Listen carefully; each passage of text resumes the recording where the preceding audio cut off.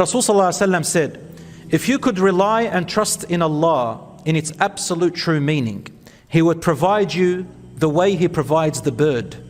It leaves in the morning empty stomached and returns in the evening with its stomach full. Again, I want you to be careful with this one. Some people say, just like He provides the bird, He'll provide me. But they miss one point about this hadith. Did the bird stay in its nest? Did the bird not fly? Did the bird not? What do you see the birds doing? Right in the morning, they wake you up. And they go, they do not stop.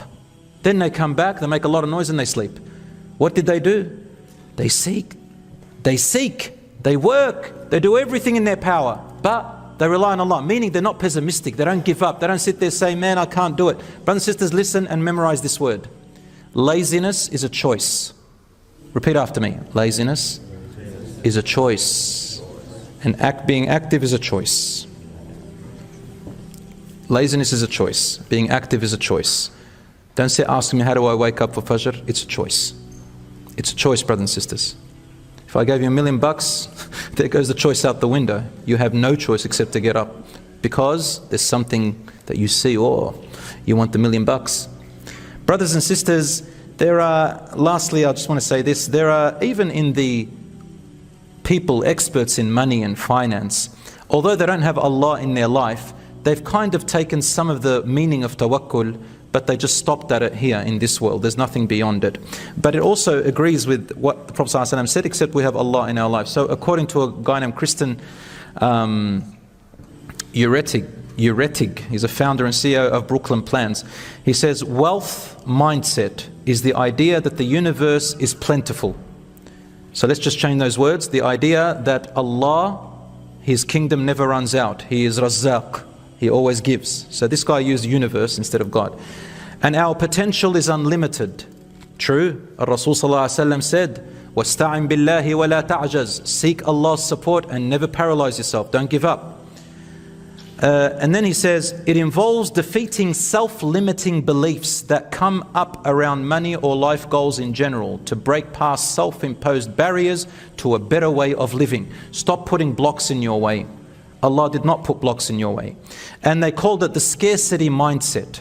It's when your mind tells you, no matter how much money you have, you think, I'm going to lose it. I still need more. I'm going to miss out. He says, do the opposite. Have an abundance mentality. No matter what happens, these people feel like they will always land on their feet and have money when they need it, and not because they are rich. This is the mindset Rasul ﷺ put in our heads. Abadan. He woke up and said to you, if you have a roof over your head and you have clothes to wear and you have a meal to eat and you feel safe, you control the world. Do you understand? It's a mindset. It's not the money. It's not how much you have in the bank. Wallahi, I know people who have millions. Uqsimu billah wallahi al-azim. The more they have, the more scared they are. The more competitive they are. I don't know what's going on with them. Some people go into mental illness. Some people have got estates and millions, and wallahi,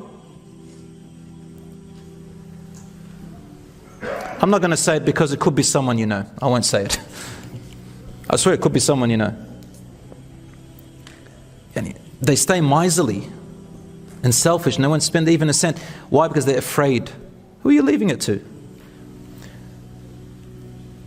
So my dear brothers and sisters, speaking about those who act pious and like God is going to be there for them, they don't have to do anything. I remember two blokes, you know, they're dressed like the way that you do recognize as pious and ascetics, that they've given up on the world. That's how they appear.